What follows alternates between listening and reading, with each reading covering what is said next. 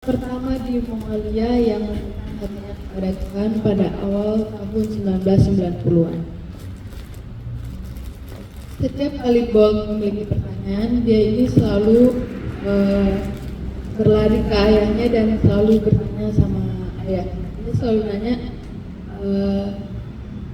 kenapa dia ini takut gelap, karena dia takut gelap. Terus akhirnya ayahnya cuma jawab, itu hanya imajinasimu aja. Terus kemudian ada anak laki-laki, si Bolt ini dia nggak dengar ada yang pernah berbicara tentang Tuhan dan iblis. Dia juga nanya ke ayahnya lagi, apakah ada yang namanya iblis dan Tuhan? Terus ayahnya jawab, itu hanya dalam imajinasimu aja. Terus Bolt ini orangnya percaya banget sama ayahnya karena dia pernah lihat ayahnya ini baca banyak buku, jadi apapun yang dia tanya pasti akan ayahnya jawab. Meskipun Bolt ini masih muda, dia sangat serius terhadap masa depan. Dia memiliki pemikiran tentang masa depannya gitu. Ketika dia memikirkan masa depannya, dia berpikir tentang kematian. Kematiannya ini membuat dia tanya, kenapa kita mati? Apa yang terjadi setelah kematian itu? Apakah hanya itu? Suatu hari ayahnya ini masuk rumah sakit untuk perawatan selama beberapa bulan.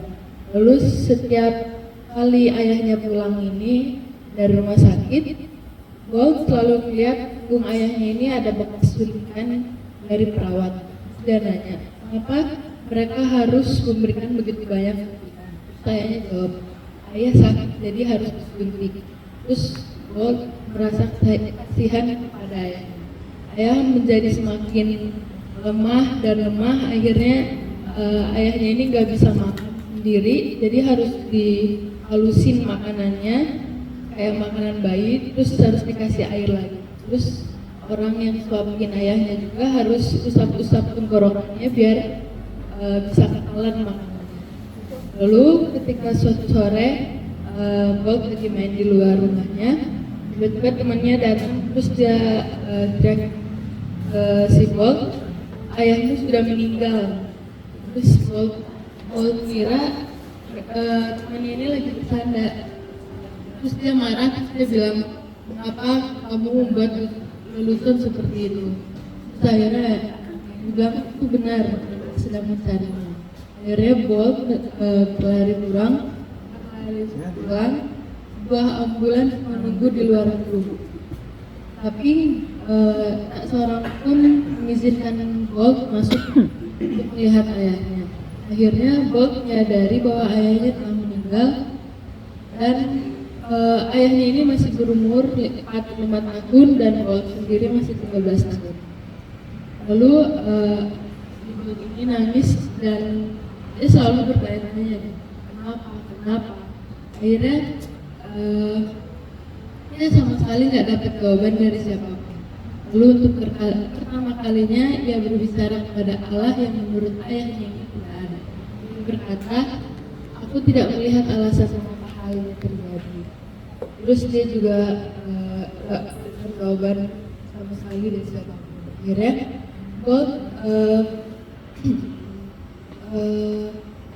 bisa dibilang Bolt ini sangat dekat dengan ayahnya. Ia tidak bisa membayangkan hidup tanpa ayahnya. Dia bertanya-tanya, jika semua orang akan mati, apa gunanya hidup? Terus dia tetap gak dapat jawaban.